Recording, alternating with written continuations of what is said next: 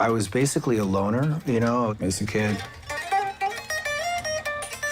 I had friends and acquaintances, but I kept to myself all the time. And I remember actually being sat down and asked to try and express myself emotionally. I never could do it. It was like really, really hard for me to express myself in that way. Still to this day, it's like that.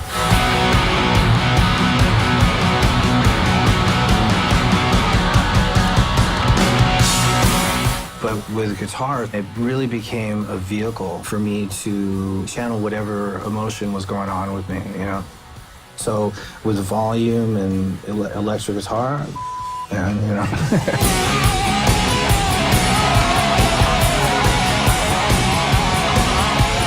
I guess it was destined, you know, because once I figured it out, I couldn't imagine doing anything else.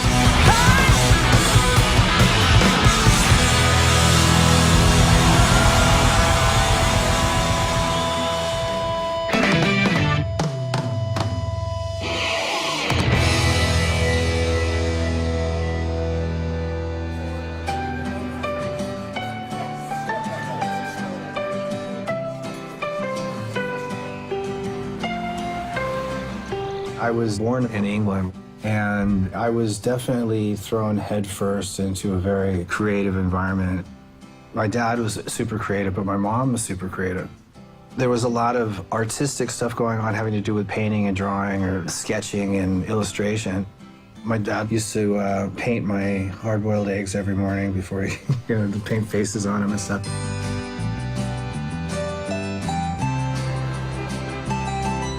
My dad and I would take the train into London. We'd go to the Natural History Museum, go to the Art Museum, and we go to the shopping sort of areas, Portobello Road and places like that. I just loved all the busyness of it. It was a great adventure for me.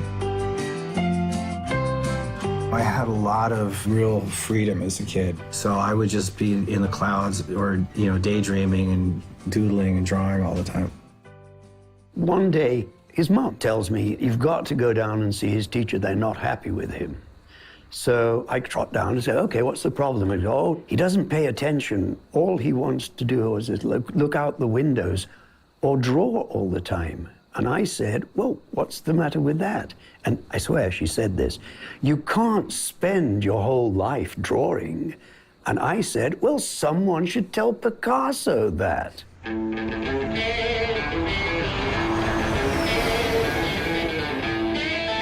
We moved to the States. Los Angeles was this creative oasis at the time, you know, late 60s, early 70s. My dad started working for Asylum, doing album cover jackets. And that was a major thing back then. I mean, just maverick, different concepts going into how this record was going to be packaged. And then my mom was designing clothes for any number of entertainers of the day. Carly Simon, Linda Ronstadt, James Taylor, Joni Mitchell, Sonny and Cher. When we were doing album covers, we would hang with the act in the recording studio for the week or two that it would, and I always took him every night. I think maybe an imprinting there would be, at some point, you realize that this is a legitimate lifestyle. The music was absorbed. It was like the holy grail. You know, I think I had an ear for music in that sense, you know, but didn't have any aspirations to do anything about it.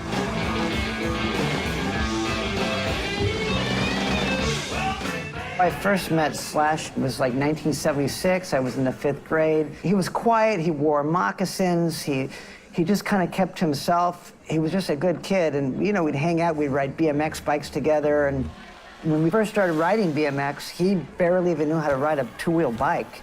And within like minutes, literally, I mean, he caught on so quick. When we go to the track, he'd do outrageous tricks off jumps, things that you'd see in X Games today, where in 1978, they weren't really doing.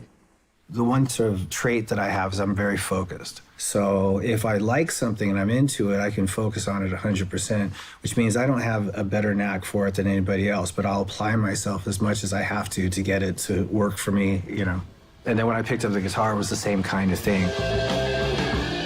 The first time I put like 3 or 4 notes together that sounded like rock and roll, you know, it was just like the heavens parted. There was that that choral that happens. And within that 24-hour period, the bike went out the window and just became a mode of transportation. And the guitar was always hanging on my back. And so that became my thing. You know, started putting bands together, and the musicians that I would find that could play, they all thought I was insane. So I was really driven, you know. But I didn't know where I was going to go with it. It was sort of like Rebel Without a Cause. He would rip something out and you'd get like goosebumps. I knew that there's a monster hiding in this, and we just have to bring it out so the world can see what he's capable of doing.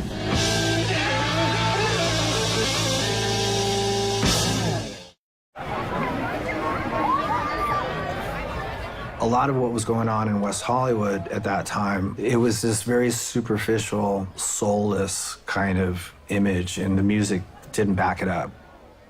I didn't like hanging out up there, so it was funny, you know, not long after that, that I would be in a band that was the antithesis of all that, but right rooted in the middle of it, you know, sort of like the Antichrist of the neighborhood.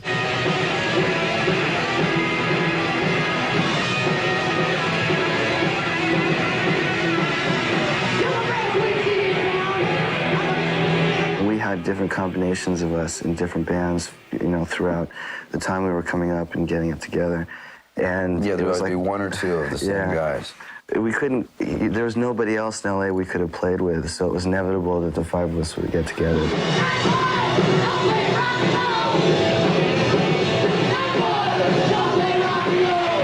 When Guns formed, it was just like the first three chords we played. I'm like, oh my God, that thing we've all been looking for. I'd played with a lot of guitar players up to that point. I was in a ton of punk rock bands. Slash had a fuller, more natural electric guitar sound than what was the norm at that time. Guns N' Roses represented to me a very straight up, in-your-face, honest rock and roll band that was raw and brutal and, you know, said whatever it wanted to say, and, you know, all those different sort of dangerous elements about a rock and roll band. And I lived by that. We always had that confidence of knowing that we were the most kick-ass band. When Guns finally got a record deal, I knew what I wanted to sound like, and I went in to do basic tracks, which are scratch tracks anyway, but went in to do those and listened to those guitars on the monitors. I was like, oh, I need to get a guitar. I need to get this together, because that sounds horrible, you know? He was going through a major rotation of guitars, and I went up to the studio where they were doing overdubs one day, and as I pulled up to the studio, I looked and I went, oh, hello, because there was an SG stuck next first through the windscreen of the rental van. And at that point, I got a clear message he was having a tough time finding a sound, and he was genuinely frustrated. Alan gave me this Les Paul and said, try this. And it was a beautiful 59 flame top, and it wasn't even made by Gibson, but it looked like the real thing. I went through about 3 or 4 Marshall heads and found the one that sounded right with that guitar, and it was just like, and that was it.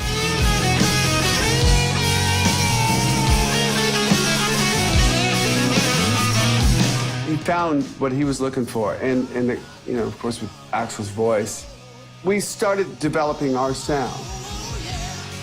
The songs were aggressive, and, you know, a bunch of people went, yeah, this speaks to us.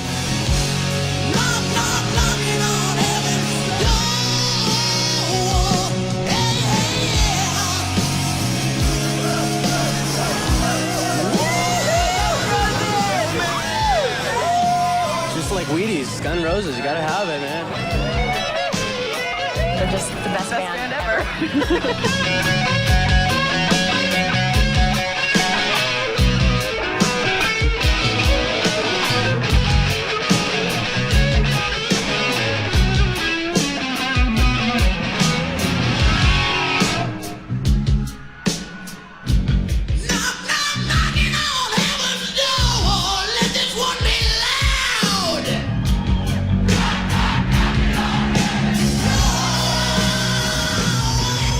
It was exciting on one hand because of the audience factor, But the rest of it was, you know, I mean, it was a really hard time for us as well, you know, trying to navigate this whole thing.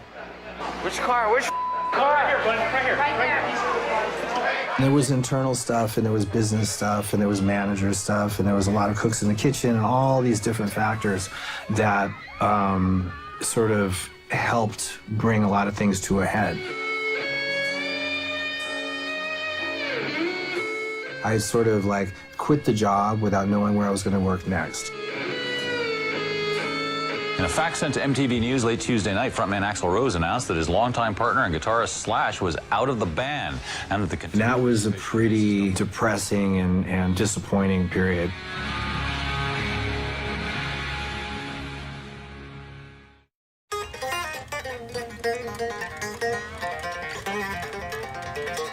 After having been in Guns N' Roses for so long, there was you know, a lot of pressure off of my shoulders. There'd been so much negative stuff leading up into that I just dispelled all of it. And I was just sort of enjoying that freedom. Ladies and gentlemen, Carol King.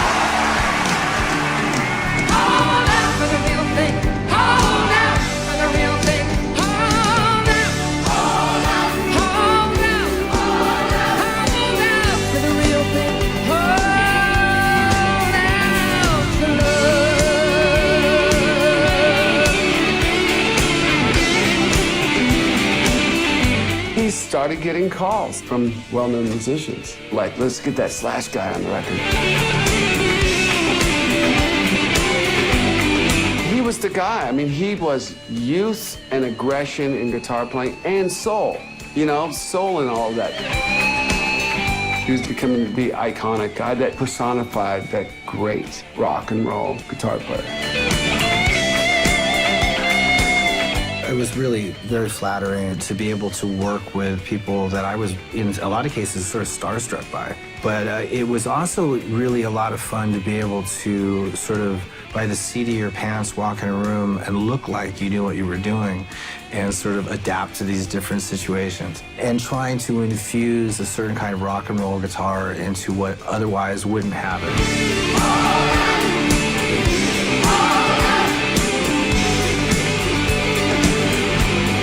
He does talk through his instrument, and he's looking for other people who can talk back to him. What I found fascinating was the extraordinary broadness of artists, where you go from Michael Jackson to B.B. King to Carole King. He plays with everybody.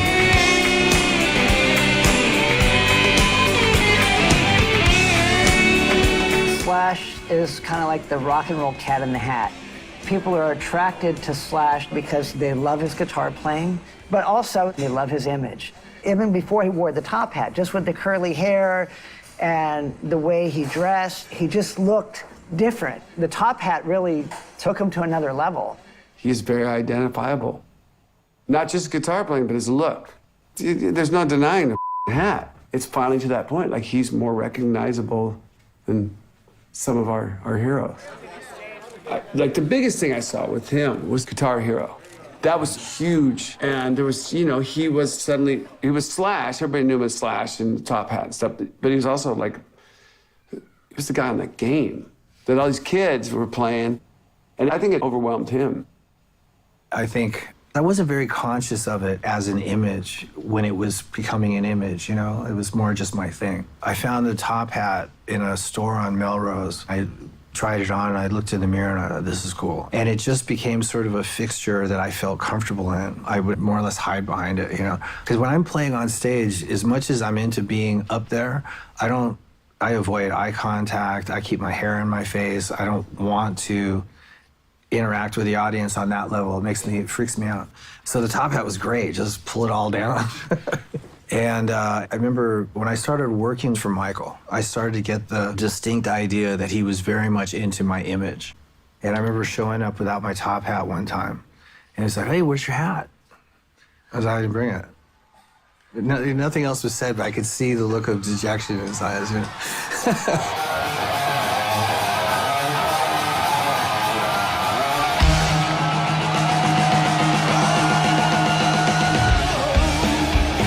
And it was becoming clearer and clearer to me over time that that part of my sort of persona, which was very natural, but still part of a persona, was not really gelling with any ambitions that I had to do anything serious. It was sort of like token, stoner, alcoholic guitar player, lots of fun, but whether or not we're going to be able to go the next step with him, I don't know what it was, but I definitely sensed it. Then with Revolver happened, there was a lot of alcohol and there was a struggle with drugs, and really took myself down to my worst bottom and really went back and re-experienced all the that I used to do in the 80s. At that point, I actually saw a little bit into the future. I didn't want to be sort of in a situation where like you just kept going in reverse all the time. So when I got clean, that was when I started to sit down and go, okay, what am I going to do?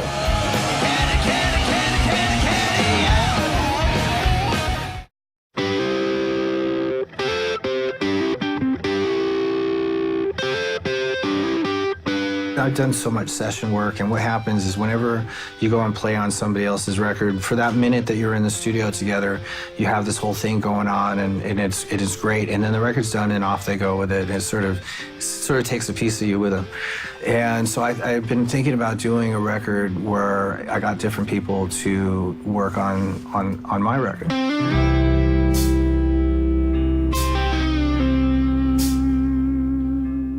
I started putting together demos for what would be the Slash solo record. And then I'd listen to them and think, who would sound good singing this song? And that was basically what dictated the choice of singer.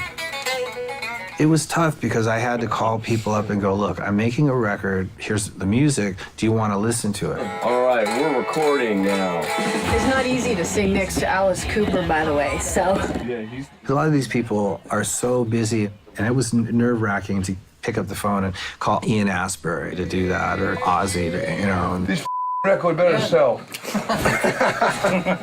All in all, there was probably 20 some odd singers. Something like that, yeah, that's beautiful. And everybody was really great to work with, regardless of whatever reputation they had out there. So the record's basically done, but I still have these 2 songs. I haven't figured out who should sing them. And it was right around that time that I've been hearing about Miles Kennedy.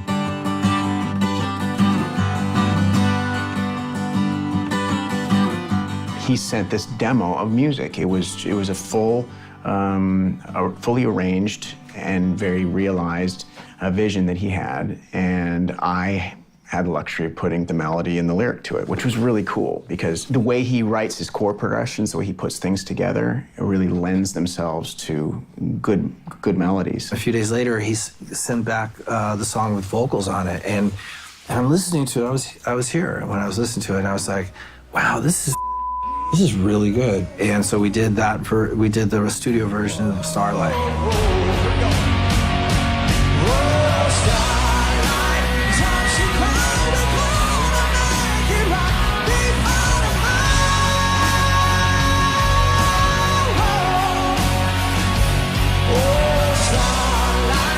I remember we took a break and went outside, and Slash was just beaming, and he just had this big grin. He was like, this is really fun. And he was like, you know, what if I decided to tour this? Would you be up for singing, you know, for a few months? I was like, sure. Then I think the wheels started spinning that maybe it would be something more permanent. That's actually been like a godsend, because the bands I've been in tend to be very complicated. And for me, it's about simplifying everything and just making it about music. And so this has been exactly that. Really amazing players, really talented guys who all they want to do is play. He's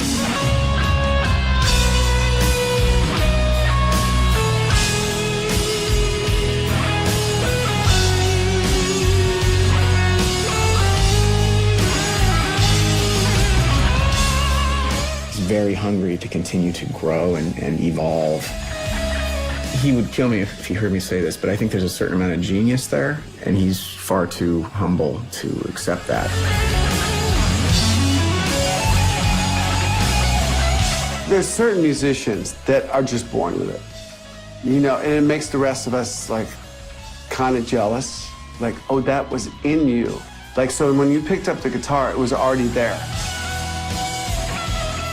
Slash is definitely the natural because he is good at everything he does. If you arm wrestled him, you were done. If he played guitar, he played it better than you. If he rode a bike, he did things that you couldn't do. I don't think he knows how to do a bad job.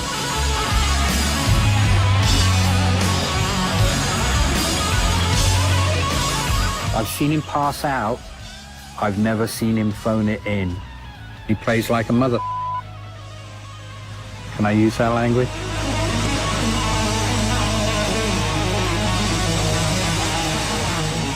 I'm really very happy about what it is that I'm doing, what it is that I have done up to this point. All the good and the bad that's gone on ever since I was a little kid to get to where we are right now. I wouldn't change anything.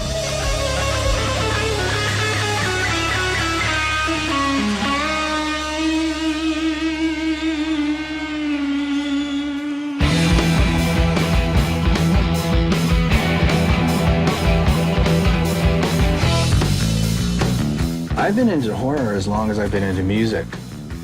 I was always attracted to scary stuff, creepy stuff, and I jumped at the chance to put the music together for Universal Studios' Clown Maze.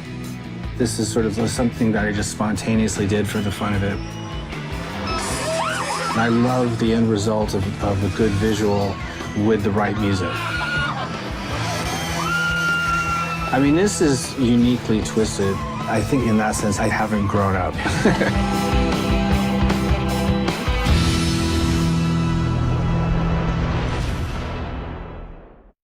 Hey everyone, it's Sam Dunn from Banger Films, and thanks for watching the Rock Icons episode on Slash.